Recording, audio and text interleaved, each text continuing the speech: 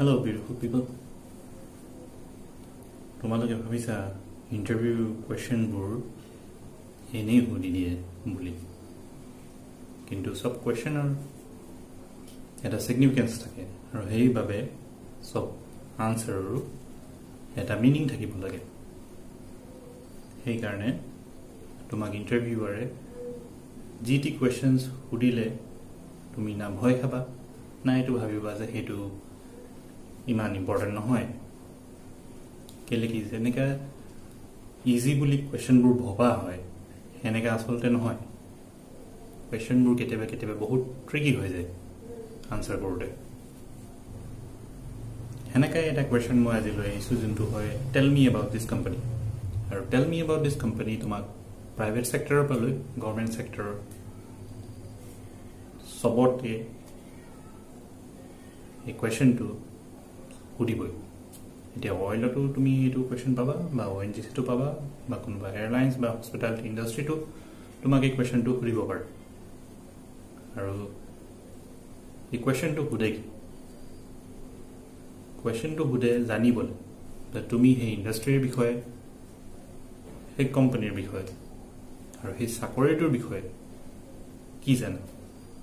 আৰু যদি জানা তেতিয়াহ'লে সেই জনাটোৱে তোমাৰ ইণ্টাৰেষ্ট দেখাব, তোমাৰ কমিটমেণ্ট দেখাব আৰু তোমাৰ পেশ্যন দেখাব সেই ইণ্ডাষ্ট্ৰিৰ কাৰণে। আৰু যিহেতু আজিকালি চাকৰিৰ কম্পিটিশ্যন বহুত বেছি, ইণ্টাৰভিউৰ এজনে জানিব বিচাৰে যে তুমি সেই চাকৰিটোলৈ কিমান ইণ্টাৰেষ্টেড হয়। তুমি ভাবিব পাৰা আৰে মোৰ ওচৰততো ডিগ্ৰী আছে, ডিপ্ল'মা আছে, মইনো এইবোৰ কুৱেশ্যন কেলৈ আনচাৰ কৰি থাকোঁ। ডিগ্ৰী আৰু ডিপ্ল'মাটো মোৰ কোৱালিফিকেশ্যন, মোৰ টেলেণ্টছ আৰু মই কি কি জানো লিখাই থাকে। তেতিয়াহ'লেনো মোৰ ষ্ট্ৰেংথছ, মোৰ উইকনেছ, মোৰ হবিজ, এই কোম্পানীৰ বিষয়ে, এই চাকৰিৰ বিষয়ে কি জানা, এইবোৰ সুধিনো HR কি লাভ হ'ব তাৰ। এতিয়া যেতিয়া কোম্পানীৰ বিষয়ে সোধে HR জনে জানিব বিচাৰে যে তুমি তোমাৰ সময় ওলাই সেই কোম্পানীৰ বিষয়ে, সেই ইণ্ডাষ্ট্ৰিৰ বিষয়ে জানিছা নে নাই। আৰু যিমান তুমি জানিবা, যিমান তুমি সেই কোম্পানীৰ, সেই ইণ্ডাষ্ট্ৰিৰ, সেই চাকৰিৰ বিষয়ে জানিবা, সিমান তোমাৰ সেই কোম্পানীত আৰু সেই ইণ্ডাষ্ট্ৰিত তুমি নিজৰ এটা লং টাৰ্ম আৰু ৰিৱাৰ্ডিং এণ্ড ছাকচেছফুল কেৰিয়াৰ দেখি পাবা। আৰু সেইটোৱে তোমাৰ কমিটমেণ্ট, তোমাৰ ইণ্টাৰেষ্ট আৰু তোমাৰ পেশ্যন সেই চাকৰিটোৰ কাৰণে দেখাব। আৰু এটা চাকৰিৰ কাৰণে কমিটমেণ্টে চবচে ডাঙৰ কথা হ'ল। এতিয়া আমাৰ সলমান খানে সেই কমিটমেণ্টৰ বিষয়ে এটা বঢ়িয়া ডায়লগ দিছে, এক বাৰ मैंने जो कमिटमेंट कर दी तो मैं अपने आप के भी नहीं सकता। আৰু সেই কমিটমেণ্টৰ থকাৰ কাৰণে চাগে তেওঁ আজি ছুপাৰষ্টাৰ সলমান খান।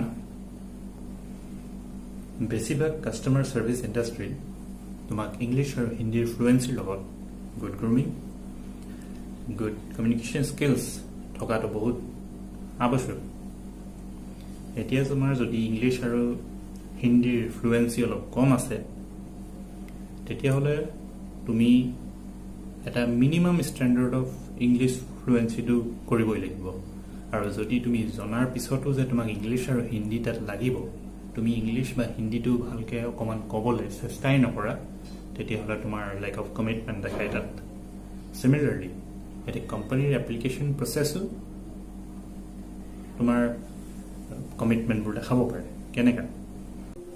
এতিয়া জব ডেছক্ৰিপশ্যনবোৰ সাধাৰণতে কাষ্টমাৰ ছাৰ্ভিচ ইণ্ডাষ্ট্ৰীৰ কাৰণে বেছি থাকে।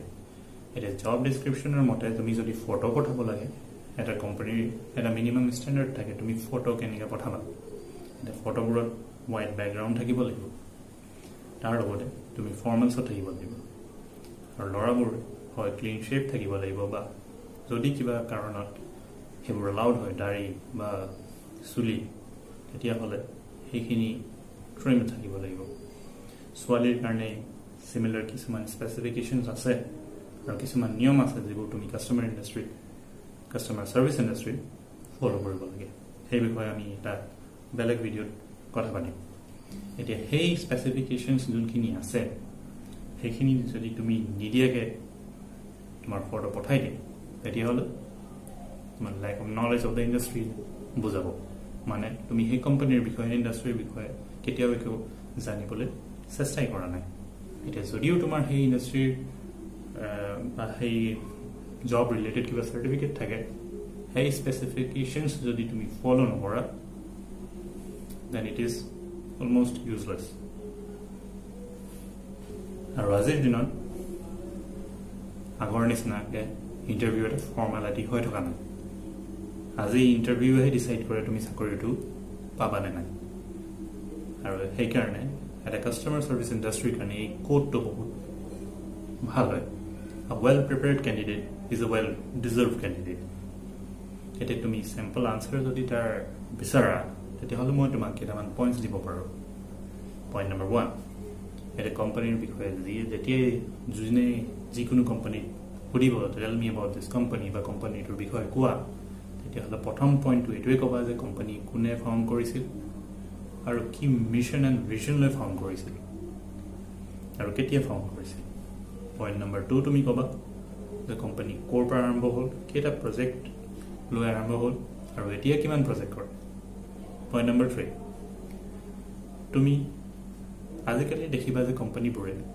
কৰ্পৰেট ছ'চিয়েল ৰেছপনচিবিলিটি নামত এটা পাৰ্ট কৰে য'ত কোনোবা এটা ছেগমেণ্টৰ কাৰণে তাহাঁতি কাম কৰে মানে ছেগমেণ্টৰ আপলিফ্টমেণ্টৰ কাৰণে কাম কৰে আৰু সেই বিষয়ে যদি তুমি জানা বা সেই কোম্পানীয়ে যদি কিবা কৰে সেই বিষয়ে আৰু তুমি সেইটো বিচাৰি পালা তেতিয়াহ'লে এইটো তোমাক সেই কোম্পানীটো জইন কৰিবলৈ কেনেকৈ ইনস্পায়াৰ কৰে সেইটো ক'বা নম্বৰ 4 কোম্পানীৰ গ্ৰ'থটো ক'বা কোম্পানীৰ ফিউচাৰ প্লেনছখিনি ক'বা আৰু কেনেকৈ সেই ফিউচাৰ প্লেনছত তুমি নিজকে দেখা আৰু সেই কোম্পানীত জইন কৰি সেই ডাঙৰ কোম্পানীত সেই তাত ইলাষ্ট্ৰিয়াছ মানুহবোৰ এক্সপিৰিয়েঞ্চ আৰু বহুত পঢ়া শুনা মানুহবোৰৰ পৰা যে শিকিব পাবা সেইখিনি ধুনীয়াকৈ তুমি বুজাই মেলি ক'ব লাগিব এইটোৱে হ'ল আমাৰ টেল মি এবাউট দিছ কোম্পানীৰ আনচাৰটোৰ কেইটামান টিপছ এতিয়া যদি তুমি আনচাৰটো মোক চেম্পল পঠাম বুলি ভাবিছা মেইলত লিখি দিবা বা মোক কমেণ্ট বক্সত লিখি দিবা ভিডিঅ'টো তোমাৰ কিবা কামত দিছে লাইক কৰিবা আৰু ছাবস্ক্ৰাইব কৰিবা আৰু বেল আইকনটো দবাবা আৰু যদি তুমি ভাবা যে এই ভিডিঅ'কেইটা কোনোবা আনৰ কামত আহিব তেতিয়াহ'লে তাক শ্বেয়াৰ কৰিবা তেতিয়াহ'লে আজিৰ এই ইণ্টাৰভিউ কুৱেশ্যন টেল মি এবাউট দিছ কোম্পানীৰ বিষয়ে ইমানে নেক্সট ইণ্টাৰভিউ কুৱেশ্যন ইয়াৰে ৰিলেটেড হয় যোনটো tell me about this job বা tell me about this job role এইটো নেক্সট ভিডিঅ'ৰ কাৰণে thank you and Jai Hind